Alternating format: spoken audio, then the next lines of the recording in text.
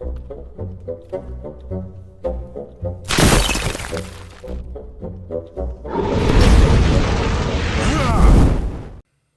everyone, it's I, Riffraff Hornhelm, and I'm back again with another presentation from the Dwarven Vault, and today we have a monster review.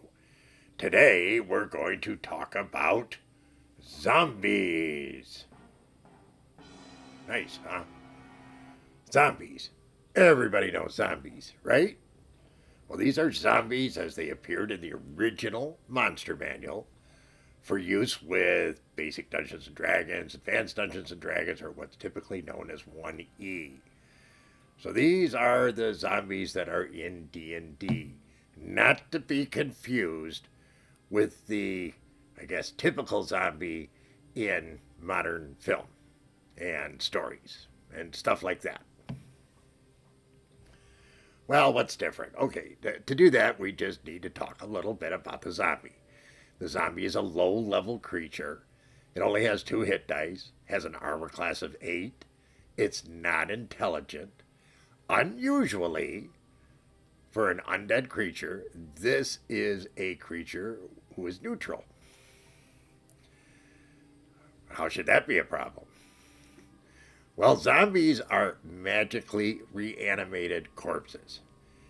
And when they come back, the one thing that they do, other than whoever brought them back in terms of telling them what to do, which they only have a very limited scope in terms of what you can tell them to do,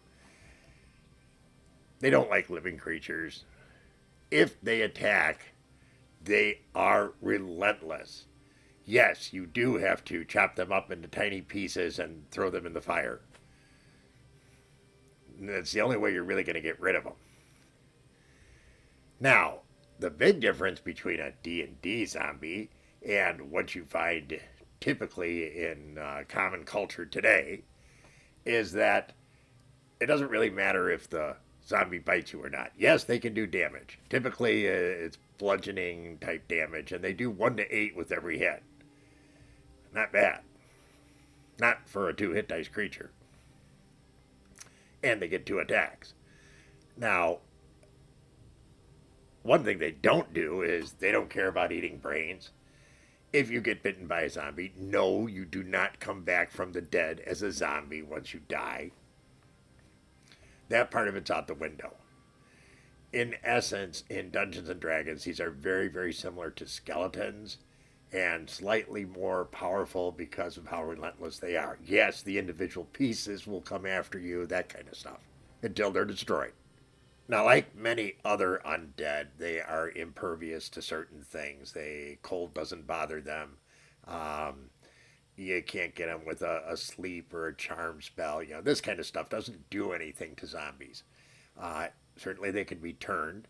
And I think they're the second easiest creature to turn on the turn table that's used with advanced Dungeons and Dragons. So, really not that tough an opponent. But they come in groups. Okay, you can have up to a couple dozen of them show up. When they attack, as I said earlier, they are relentless. They don't stop for anything.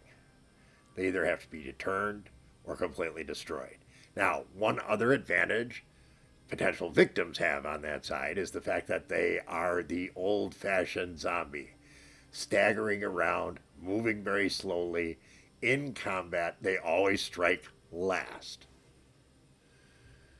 So that's an advantage. And really, with only 2 hit dice, the problem is even if you get it to 0, you still have to destroy the pieces, otherwise they will recombine or continue to come after you, whatever is feasible, I guess, on that side. That's up to your DM. That can be a pretty nasty opponent. They don't have to, I guess, swarm over you so much as just keep after you. Because they don't need sleep or food or anything like that, they can continue to do that.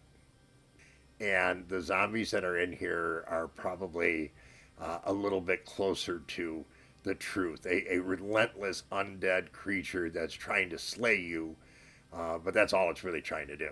And there's no real side effects from this. Interesting creature. Uh, Underrated in many ways. I mean, when I went to the greater Hornhelm community and said, hey, what about the zombie? Pretty much the straight up answer was like a 1.5.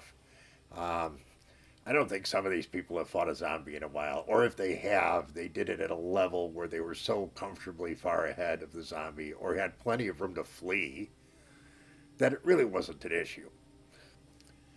Now, when I went to the uh, players in the Hornhelm community, they were saying that, yeah, no, a zombie is probably about a 1.5, maybe even a 2, depending on how many there are and how confined the space is that you're running into them. Now, zombies, of course, are found in the kind of places you would expect to. So, say an old moldering cemetery or tomb complex or some dark area, where there was like a pit for the plague victims and this kind of stuff. That's the kind of area that you would normally expect to run into zombies as wanderings. Like I said, they could be a couple dozen of them.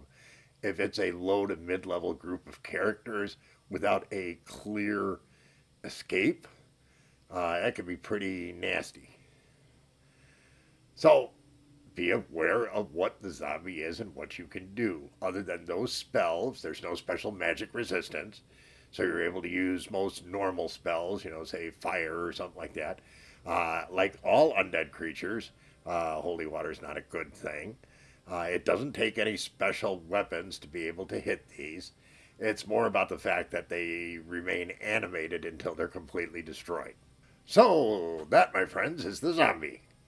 We hope you found today's presentation informative, entertaining, all that kind of good stuff. If you did, please be so kind as to leave us a like, consider subscribing, share with your friends, but most of all, come back and see us again real soon. Thank you so much for your kind support. Take care, everyone, and remember, dwarves rock!